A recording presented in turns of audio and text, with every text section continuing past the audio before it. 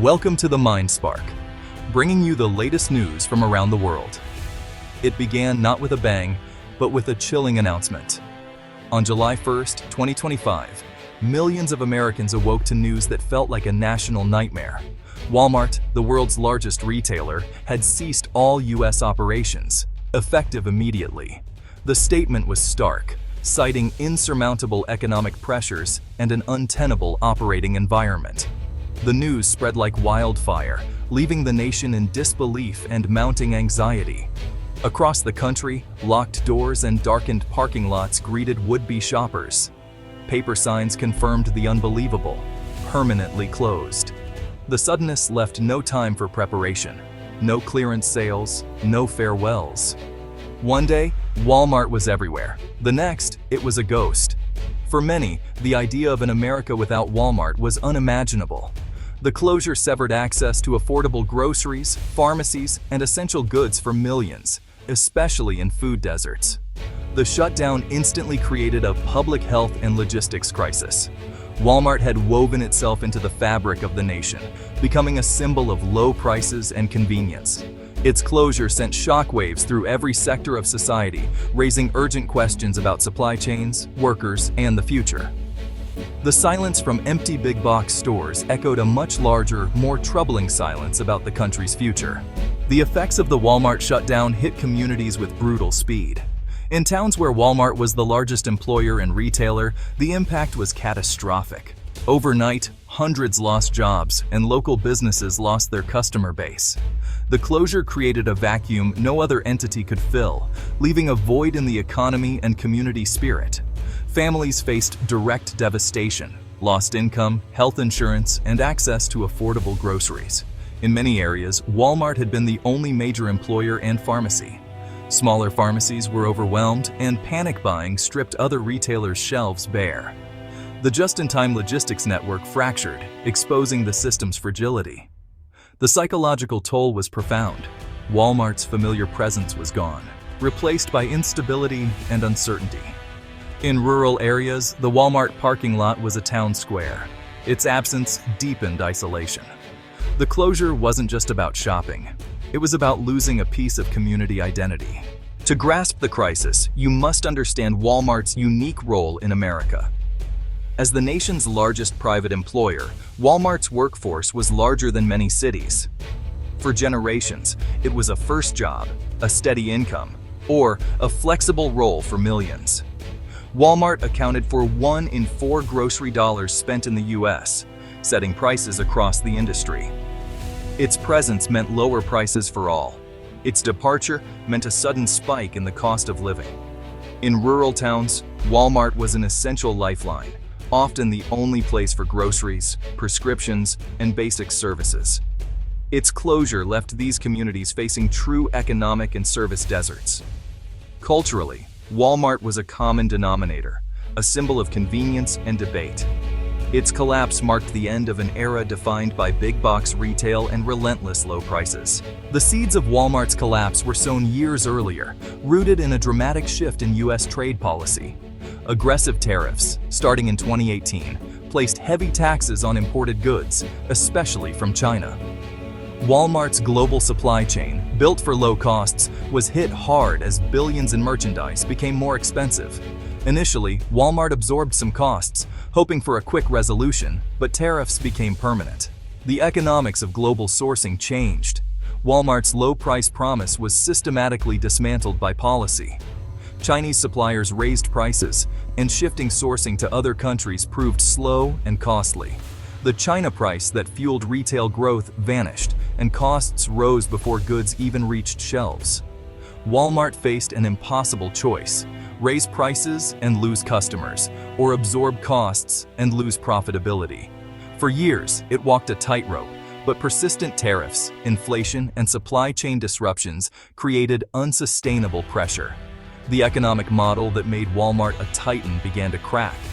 The company's brand and customer loyalty were built on affordability, but rising costs were relentless. To maintain its image, Walmart sacrificed profits. To stay profitable, it would have to betray its core promise. The strain became too great, and the model collapsed. Tariff-driven cost increases collided with a perfect storm of other pressures in the early 2020s.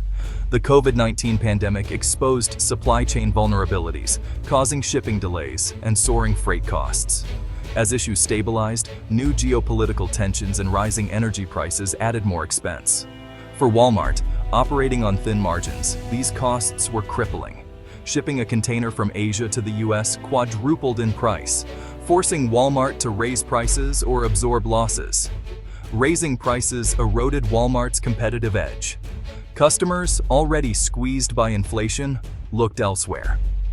The psychological contract with shoppers that Walmart was always the cheapest began to unravel. Government policies offered no relief. Protectionism remained the political focus. Walmart, once a lobbying powerhouse, was caught in a political crossfire, criticized for its reliance on foreign manufacturing. By late 2024, Walmart's financials revealed the damage, shrinking margins, declining foot traffic, and losses on key items. The financial architecture built on scale and thin margins collapsed. The decision to shut down was not a choice, but an admission of defeat. The fall of Walmart was the result of years of policy pressure and economic shocks. Walmart's closure triggered a chain reaction across the U.S. economy. The most immediate impact: 1.6 million jobs vanished, creating an unemployment crisis not seen since the Great Depression. State unemployment systems were overwhelmed, leaving millions without immediate support. For every Walmart job lost, at least 2 more in related industries were at risk: truck drivers, warehouse workers, farmers, and manufacturers. Local businesses suffered. Some saw a brief surge, but most couldn't handle the demand or compete on price. The disappearance of Walmart as an anchor tenant devastated commercial real estate, leading to defaults and threatening regional banks. Financial markets panicked. The Dow plunged, retail stocks led the decline, and investors fled to safer assets. The closure signaled deep trouble for the entire retail sector. Investors questioned the stability of other large retailers with similar models. The collapse of one company shook the foundations of American capitalism. Walmart's fall was a warning shot for the entire economy. The numbers reveal the scale of devastation. 1.6 million jobs, nearly 1% of the U.S. workforce, disappeared in a single day, the largest layoff event in history. States with many Walmart stores, like Texas and Florida, lost over 100,000 jobs each. In rural states, Walmart's closure plunged economies into crisis. The Federal Reserve estimated over $500 billion in annual retail sales wiped out, 7% of the U.S. retail market. Lost wages from direct jobs alone totaled $40 billion per year. Factoring in indirect losses, the total impact approached a 2% contraction in GDP, triggering an immediate recession. Walmart was a major taxpayer. Its closure left towns with catastrophic budget shortfalls. In places like Bentonville, Arkansas, and food deserts in Chicago, the human cost was immediate and severe. These stories, multiplied nationwide, showed the profound consequences of Walmart's collapse. In the aftermath, Washington erupted in political finger-pointing. The current administration blamed Trump-era tariffs, calling the collapse a result of reckless protectionism. Opponents blamed current economic mismanagement, inflation, and regulatory burdens. Walmart's reliance on Chinese manufacturing became a political flashpoint. The public, caught in the crossfire, responded with anger, fear, and frustration. Protests erupted, and the hashtag #HadWalmartCollapse trended for weeks.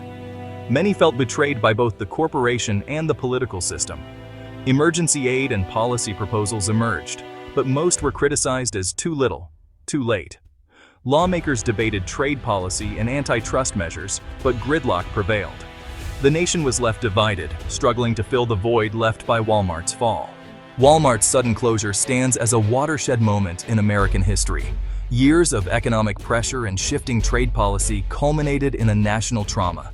1.6 million jobs erased, thousands of communities destabilized. The crisis exposed the fragility of a system reliant on a single giant for affordable goods and employment.